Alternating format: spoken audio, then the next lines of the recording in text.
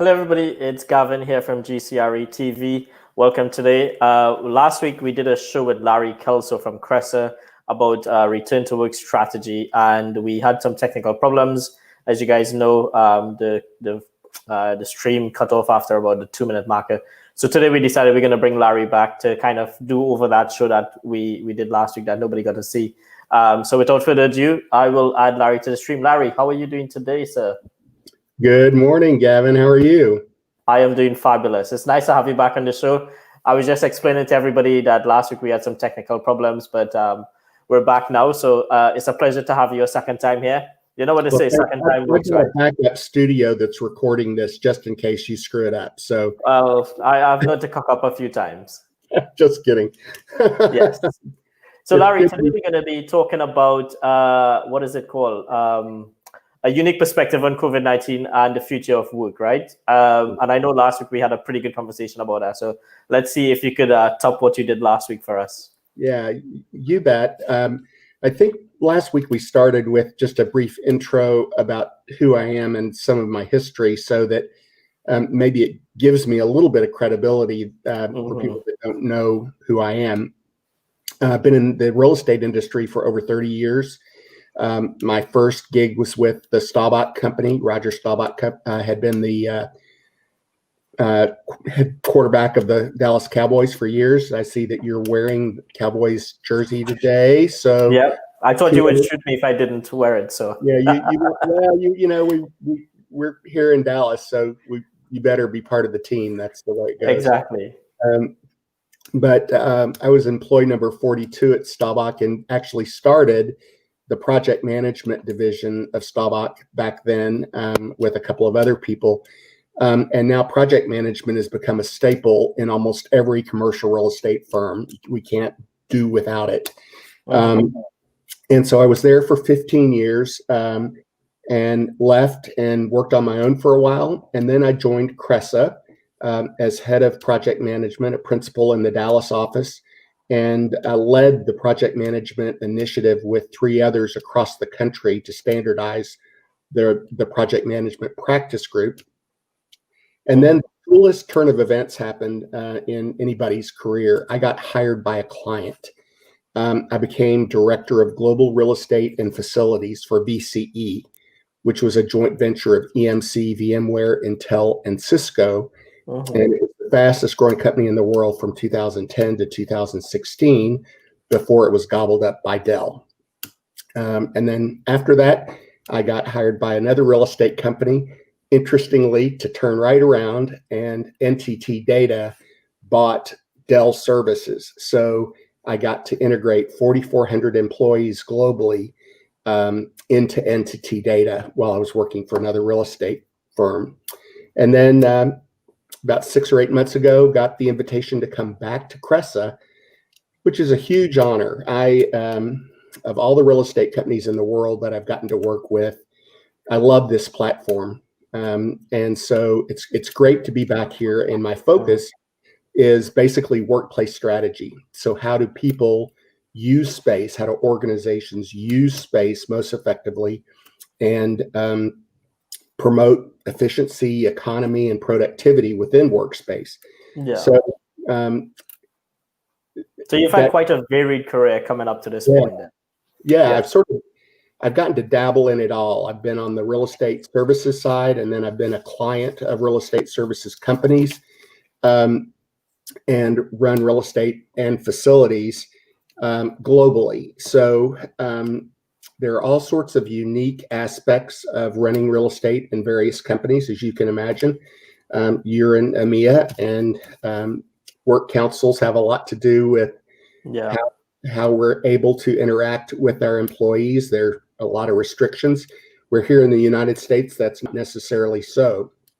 But everybody that's tied into real estate right now is very aware of the very traditional topics related to COVID, wearing masks, washing hands, sanitizing, social distancing, and all of that. And I don't know about you, Gavin, but I'm getting kind of tired of those same topics over and over and over again. Yeah. So I thought we would take a little bit of a different tactic today Yeah. and talk about three things. The first, the impact of customer experience and employee experience on revenue, especially during COVID. The importance of technology as it relates to the transitions that we're in, Yeah. and what kind of changes we can expect in real estate, especially corporate real estate. I think that's a huge topic right now. Everybody's well, with what's going on. The vaccines are coming out now. People are going to start returning back to work. It's not going to be the same environment that people were used to. Yeah, we sure hope so. And it's certainly been a challenge, but I don't. I think so many companies, the clients that I've worked with, each one seems to be its own individual organism. And so the response to COVID has not been monolithic. There's some companies that are very resilient, and then there are some that have just gotten paralyzed by what's been going on and struggle to communicate with employees, struggle to interact with customers and keep things moving.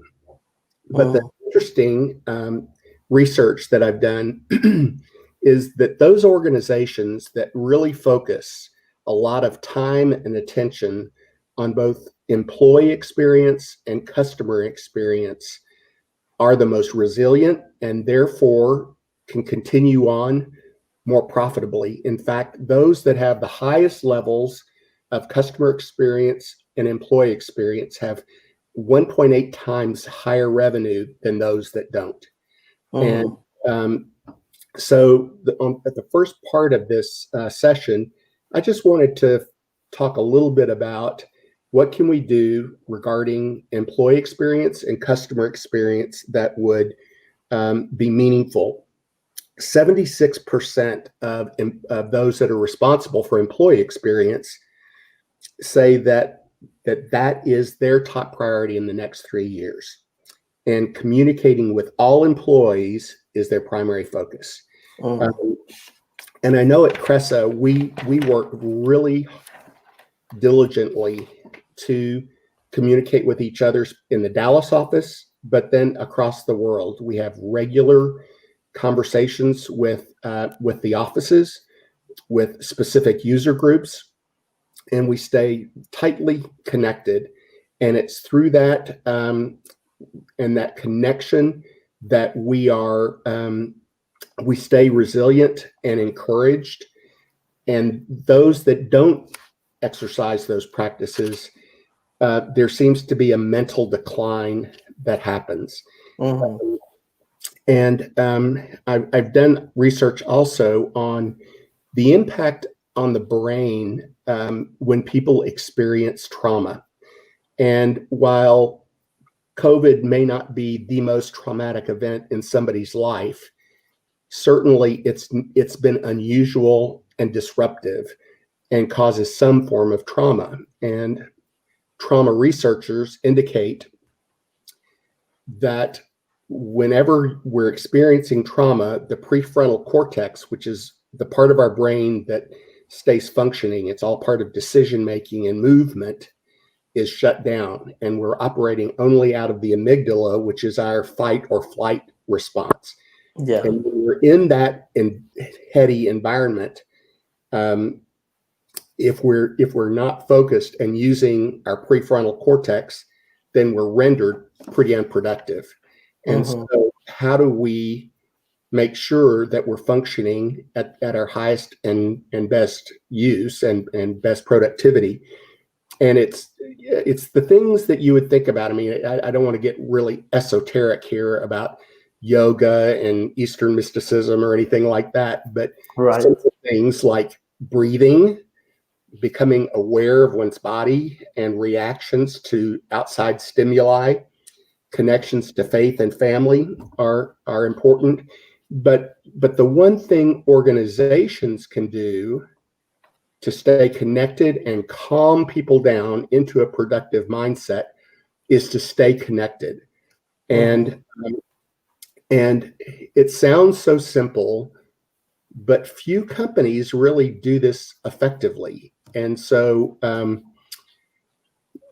we make it a practice to reach out to each other, to our colleagues, even when things are a little bit slow. Most people know that this time of year in the real estate business is usually our slowest. We're focused on bringing in the last bit of revenue for the year end, reaching out and wishing people Merry Christmas and Happy New Year and holiday wishes.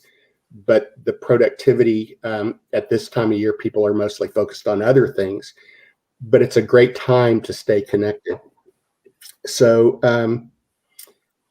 those that are responsible for both customer experience and employee experience indicate that an employee's resistance to cultural change is the biggest obstacle to productivity and to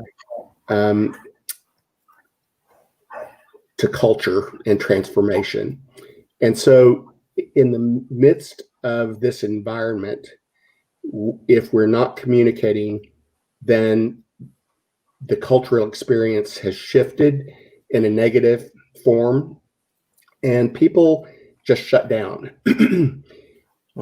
Same thing is true really with the customer experience. And I wanted to share something funny about, not funny, but encouraging. I work with one of the largest architectural firms in the US. And about a month and a half, 2 months into COVID, UPS dropped something at my front door, and it was this huge box. And I thought, what in the world could this possibly be? And I saw who it was from, this great architectural firm I'm working with in 2 locations right now. And I opened the box, and it was literally planting soil and herbs and all these accoutrements to be able to build a small garden that would then be used in the creation of a Tex-Mex meal. So it was a uniquely Texan expression from a Texas-based firm that's national, but recognized that most of us have been working from home and have a little bit extra time to do something unique and unusual. And it was really fun. And I just thought, if more companies use this time uniquely to reach out to clients with creative opportunities, then all of a sudden we stay connected. So once again, employee experience, got to stay connected.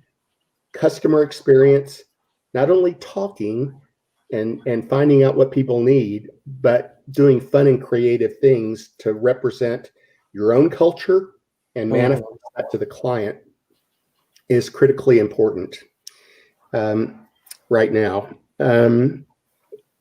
So, one of the other aspects of what we've experienced has been the interruption of the regular collaboration that takes place in the workplace.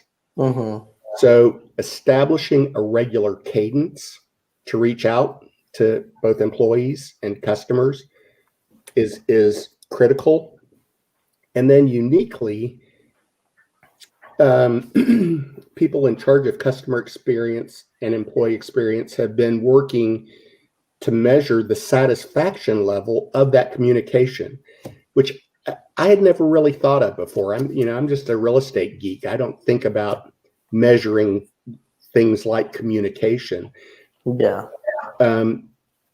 It's fascinating to me that there are people that are not only doing the work, but they're measuring it, and that is then what has impact on those internal and external relationships. I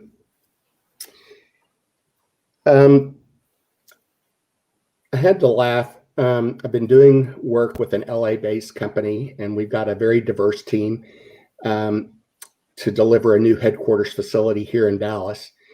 And on our weekly project calls, most everybody's been working from home.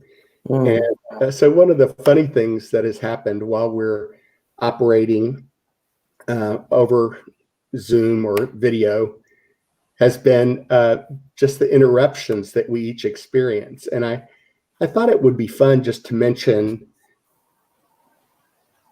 that when we're having Zoom calls, some of us seem to get upset by those interruptions. Yeah. But if we can transition that a little bit and think about it differently, we're really getting to know each other in a different way. On one call in particular, our client lead, her dog just could not stop interrupting. The dog would leap into her lap and demand attention, and she, no, no, no, shove the dog away. And then in a few minutes, the dog would jump back in. And so we just used it as an opportunity to be introduced to the dog. We were all talking to the dog. Somebody else's kid had a total meltdown in the room next door. So that guy went over and picked up his child, put him on his lap, and introduced him to the team. And we got the opportunity to meet part of his family.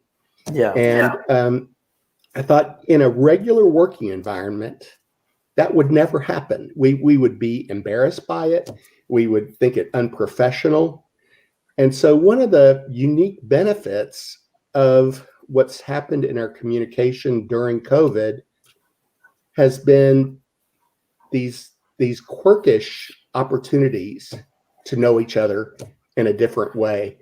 And instead of shunning that, I'm learning that it not only enabling but encouraging it has made a huge difference in how we conduct calls. And there's an intimacy that has evolved because of that. Yeah, I think you're correct about that. That, one of the things when you do Zoom calls, like in an environment like now, compared to in the workplace, you kind of get to see the interworkings of somebody's family or their home life. And you may actually recognize that you may have something in common with them as well. Or you might have, the same painting or something. I had somebody say to me, they have the same Christmas tree decorations, so it's one of those things that it really gets you more connected to them. And I know we talked about this last week a little bit, where when you're more connected to the client and they're more connected to you, it makes that relationship a whole lot more better as you drive that relationship forward. Exactly. In fact, if I turned my Zoom camera off, you could see my home better. I even made the bed before the call, just in case we wandered to the bedroom or bedroom. And but doing a broadcast needs a little bit different lighting. So correct, right. So you need to get some professional lightings like us. We got some studio lights here. Yeah, you sent a whole crew over here. They weren't very nice. Yeah. Made me wear makeup and everything. Just kidding. So that's okay. Yeah. So we've already covered customer experience and employee experience, and I will just close that section by saying that if the organizations that are watching devote a little bit more time and attention to both connecting with their employees and connecting with their customers at more of an emotional, calming level, their revenue has an opportunity to increase. We're right now we've been talking mostly about survival, not sustaining or increasing revenue. But there is an opportunity to increase revenue if we go about our business a little bit differently.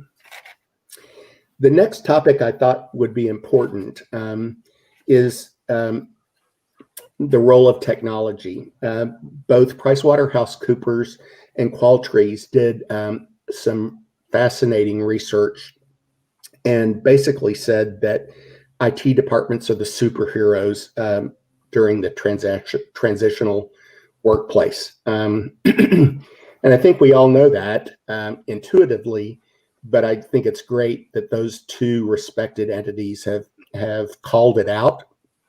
And perhaps on this call, we could give high fives to the IT professionals that keep us up and running.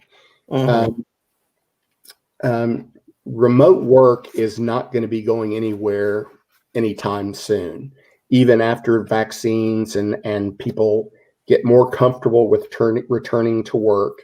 The studies are indicating that those that do mostly heads down work will probably do that from home. Those that have to collaborate or want to collaborate will be doing that from the office, but the connectivity and the technology support is paramount. And so I know you and I have been on a number of calls, really even on different platforms.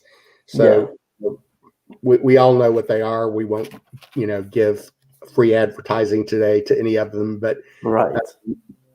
But sometimes it's awkward, especially for a guy that's older like me, that maybe not as technologically savvy. I have to rely on a tech team to help me make sure that I'm articulate in the use of this technology, because using Zoom may be different than Ring Central versus Teams. Any of those, they all operate a little bit differently, and there's nothing more frustrating than trying to join a call and find out that my settings are wrong, or for some reason I'm not able to connect. So we had that same problem last week, didn't we? Technology, when it works really well. Yeah, you're right. Yeah. And we never know when that's going to happen. And so resiliency in the IT teams, and I think we can expect the IT spend to hit the CapEx. Companies are investing a lot in not only manpower, but in new software, new hardware, to make sure that we are operating optimally. And those companies that had already made that investment were those that were able to continue when COVID hit. Those that had not made that investment then really had to scurry, had to buy the software, buy the hardware, hire people to be interacting with users to make sure that they could be the most productive. And then, just like we were talking about with customer experience and employee experience, I thought it was interesting that 85% of IT professionals are now saying that listening to and receiving feedback from their internal users is becoming their most critical mission. And once again, fascinating. Most times IT department historically has been a responsive department. I need this, issue a ticket, the work is done. Now IT departments are changing to be much more customer centric, customer focused, reaching out, making sure, do you have what you need? How is it that we can best support you? Are your systems operating efficiently? Do we need to replace your laptop? Do we need to replace your camera? What most people don't know is, just before we started the broadcast, for some reason, my external camera wasn't working. So thankfully, I've been prepared by our IT team. So I unplugged. I'm using my laptop camera instead of my external camera. But I'm tech stupid. I couldn't do that without support. So we just really want to applaud the technologists that support us, and recognize that going forward, apart from them, we will not be functional. I think definitely that's a valid point. The technology industry has played a crucial part in keeping the world connected to their clients, their families, their loved ones, and stuff like that. And I think they're probably almost laughing now and saying, see, they thought they couldn't get on without us. They thought we were just sitting in a basement room somewhere doing nothing, right? Twiddling our fingers. Now they're actually the unsung heroes of today. They are, and now's the time to negotiate your bonus. Yeah, exactly. I wouldn't say that too loud on the TV station. I might have my tech crew go, hey, we cocked up last week, so we need a bonus for making it happen this week. That's exactly right. Yeah, cut me a check. We're broadcasting twice. Another interesting statistic is that 35% of people that are working remotely are complaining about their level of connection. So it was just a year ago that I got fiber direct to my home. Before, it was not fiber all the way through, and so the connection speed was adequate, but not strong enough to do things like this broadcast. We were having interruptions with my old internet speed, but once fiber got delivered to home, all of a sudden I'm functioning at a much better rate. Mhm. So I think what we're going to start to see, and I happen to be working with a client in out of the South. They operate in 4 southern states, and they're a communications company, but their largest division right now is their fiber division, and they tend to work in suburban markets that are underserved. So they're making money hand over foot right now, laying Mhm. more fiber so that connectivity can happen all the way out to the remotest parts of the country. So um, technology will continue to play a critical role going forward, and um, just thankful for all of those that work so hard to keep Yeah. us and running.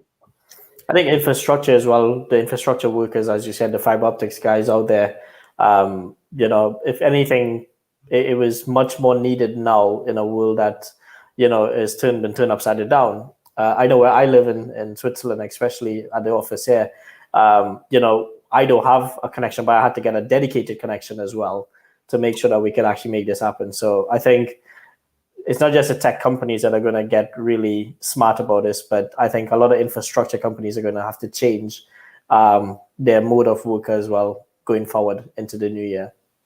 Right. And then we're also watching the emergence of 5G, which Mm-hmm. is exponentially more powerful than 4G. And it's being rolled out. So even when we're not hardwired connected, 5G is going to make remarkable difference. Yeah.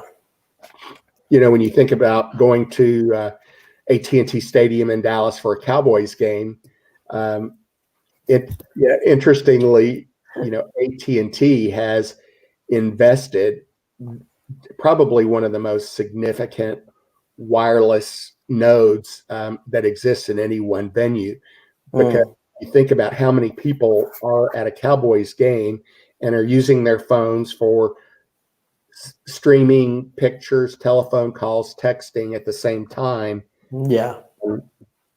That requires a lot of technology. So Mm-hmm. um, we'll all have a good time watching how this all changes.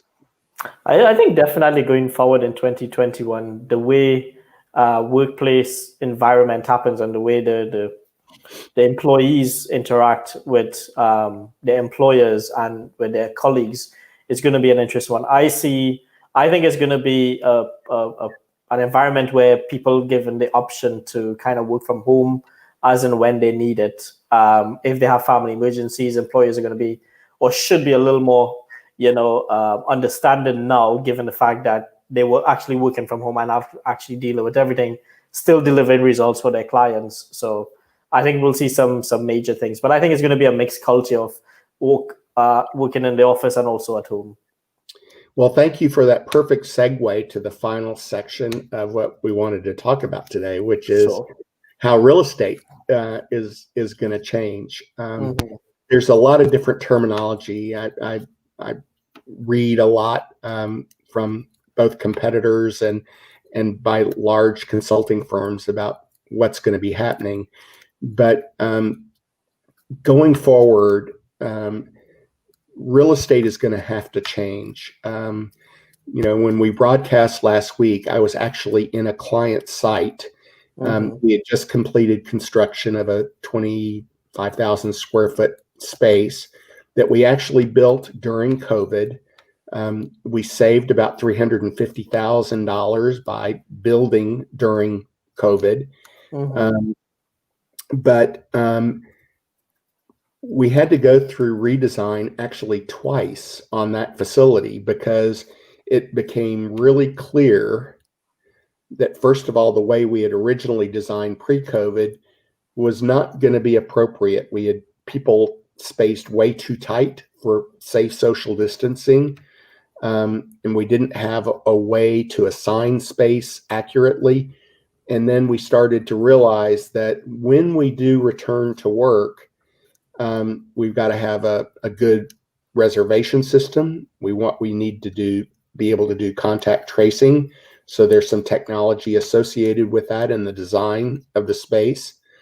And then those people that have not been able to mentor or collaborate in physically over the last number of months, when we do return to work, the expectation is that we'll be doing a lot more of that than we did before. There's sort of this pin-up demand for emotional, physical connection, not necessarily physical like touching, but just being in close proximity with others. And so in our last redesign of that space, we ended up spreading out the workstation spaces. We created a few more private collaboration areas where people could socially distance but still have quiet conversations. And then we expanded the space for larger collaboration, so larger groups could be together but socially distanced. So and then finally, and most importantly, the furniture that we bought enables us to do changes in the future that lets us densify if we decide to do that, and if the pandemic lessens and we're able to tighten space up again, which I think we probably will be able to do. But and then another aspect of real estate that is going to be increasingly important. We're seeing huge migrations out of city centers now, especially out of New York, LA, San Francisco, where people are shut down. And we just saw the huge article that Oracle is leaving Redwood City for Austin, Texas. It's remarkable change. And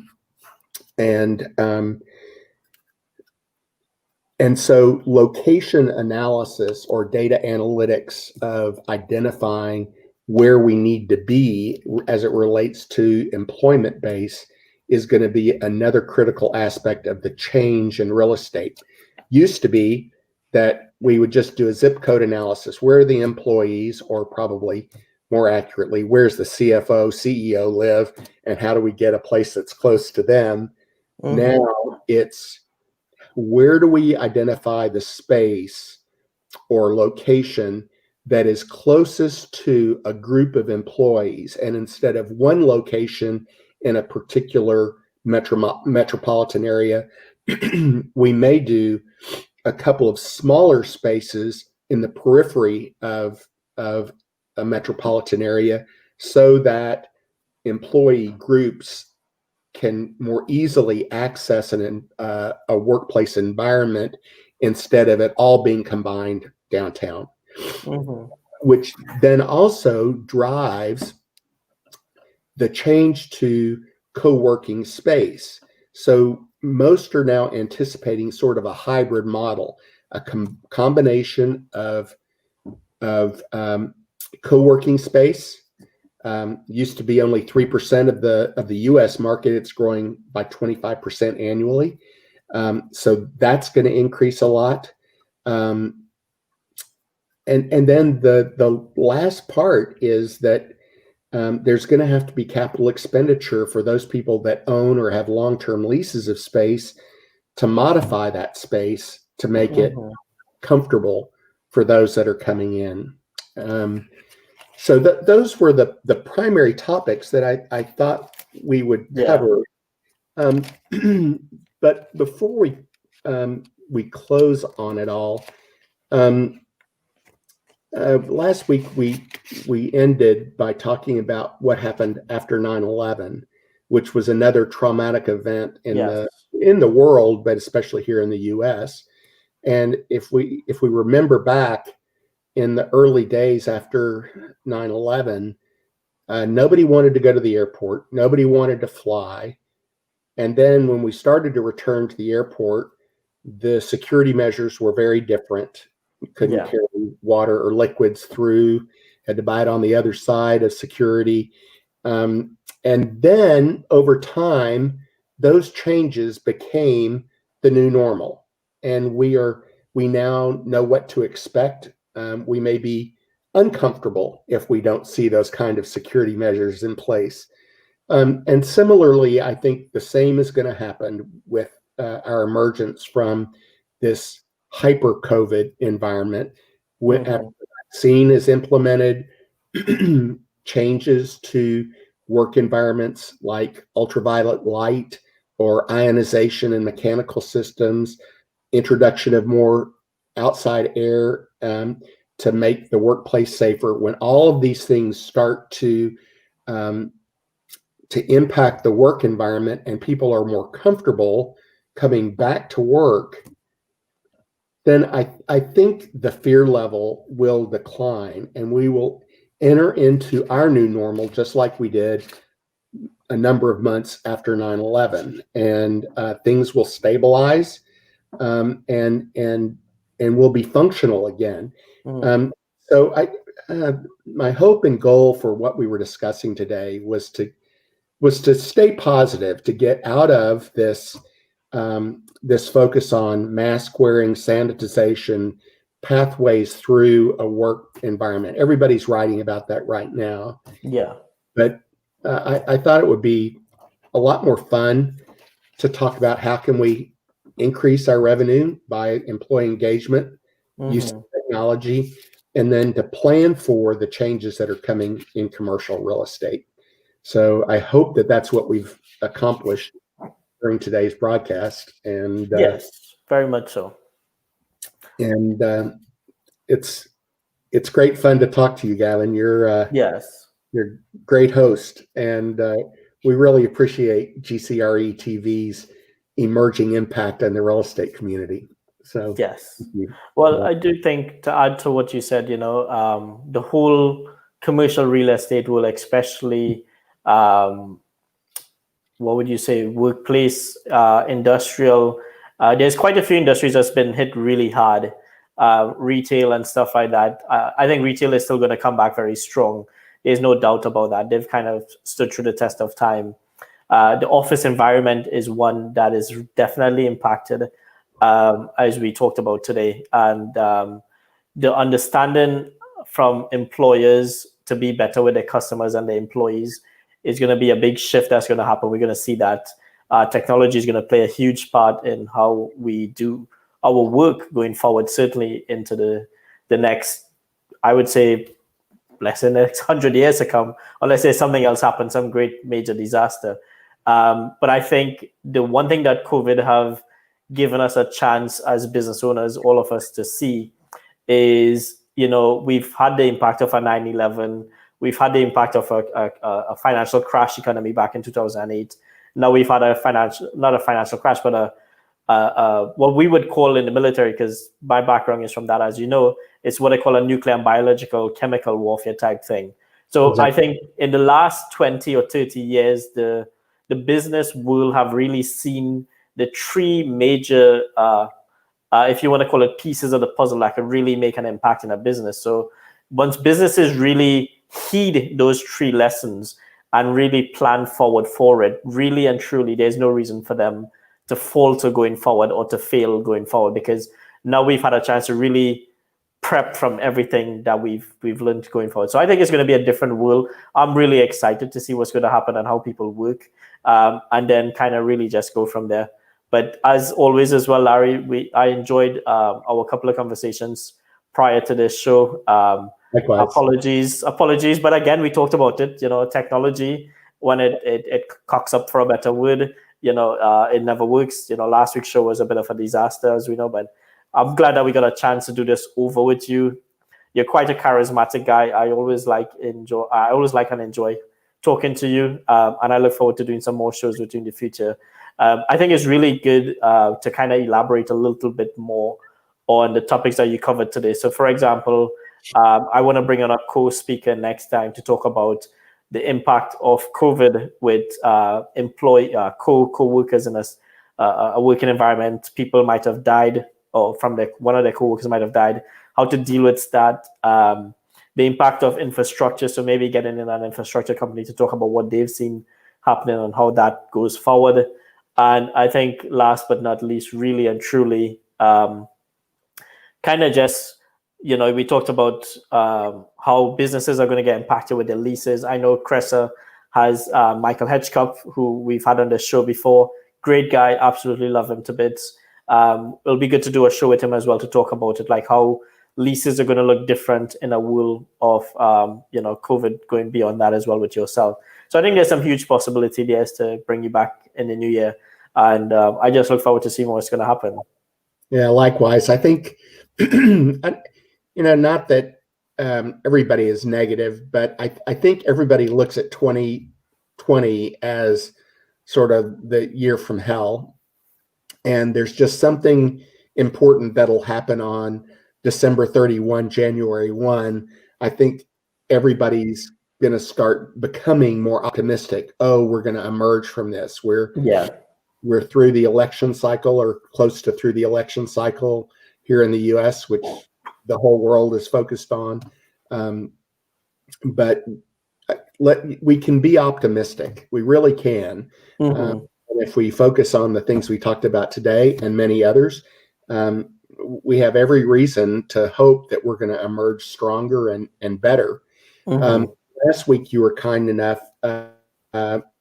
to